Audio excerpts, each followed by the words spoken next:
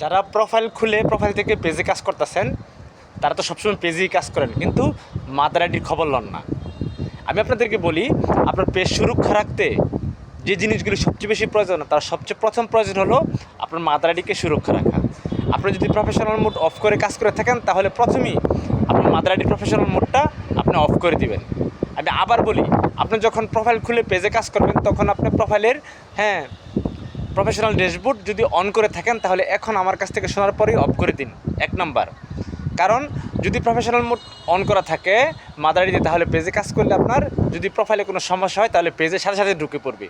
আর এই ঢুকে পড়লে আপনার এই স্বাদের পেজটাই শেষ, নষ্ট হয়ে যাবে। এ কারণে যদি এখন শুনে থাকেন আমার কাছ থেকে, তাহলে আপনার প্রথমেই আপনার পেজকে সুরক্ষা রাখতে গেলে মাদার আইডির প্রফেশনাল মোড অফ করে দিন। এক। দ্বিতীয়ত, আপনার মাদার আইডি জীবিত রাখবেন কীভাবে? আপনার যে পেজে কাজ করতেছেন, আপনার তো মাদার আইডির খবরই রাখেন না, মাদার আইডিতে আপনার ঢুকেনি না। মাদার আইডিতে আপনার সপ্তাহে 2টা একটা ছবি পোস্ট করবেন, সুন্দর একটি ক্যাপশন দিয়ে 2টা একটা ছবি পোস্ট করবেন। যথেষ্ট, আপনার মাদার আইডি জীবিত থাকবে।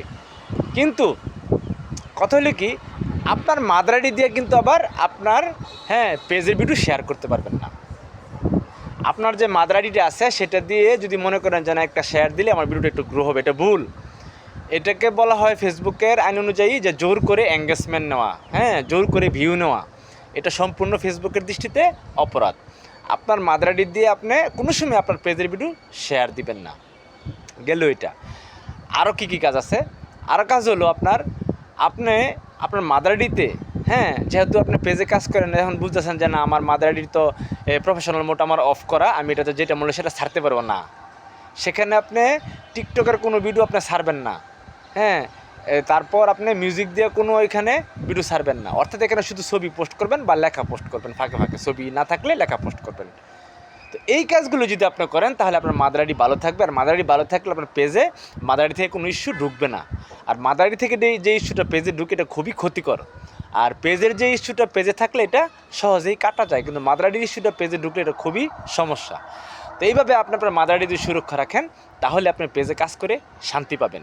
তখন দেখা যাচ্ছে পেজে একটা ইস্যু ঢুকলে এটা শুধু পেজ থেকে আপনি কাটলে চলবে, আর কোনো টেনশন করতে হবে না, আপনার সহজে এটা রিমুভ করতে পারবেন। তো এখানে আমি বলবো, ফেসবুক চালাইতে গেলে অনেক কিছু জানতে হয়, যে এরকমও না, আবার যে অনেক কিছু নাই তাও না। সব কিছুর কম্বিনেশনই আপনার ফেসবুক পেজ চালাইতে হয়।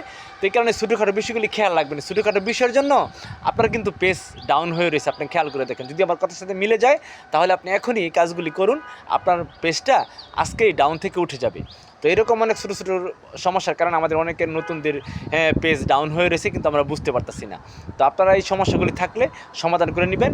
আপনার মাদার আইডিও শান্তিতে থাকবে, আপনার পেজও শান্তিতে থাকবে, আপনিও শান্তিতে থাকতে পারবেন। এই জিনিসটা অবশ্যই মনে রাখবেন।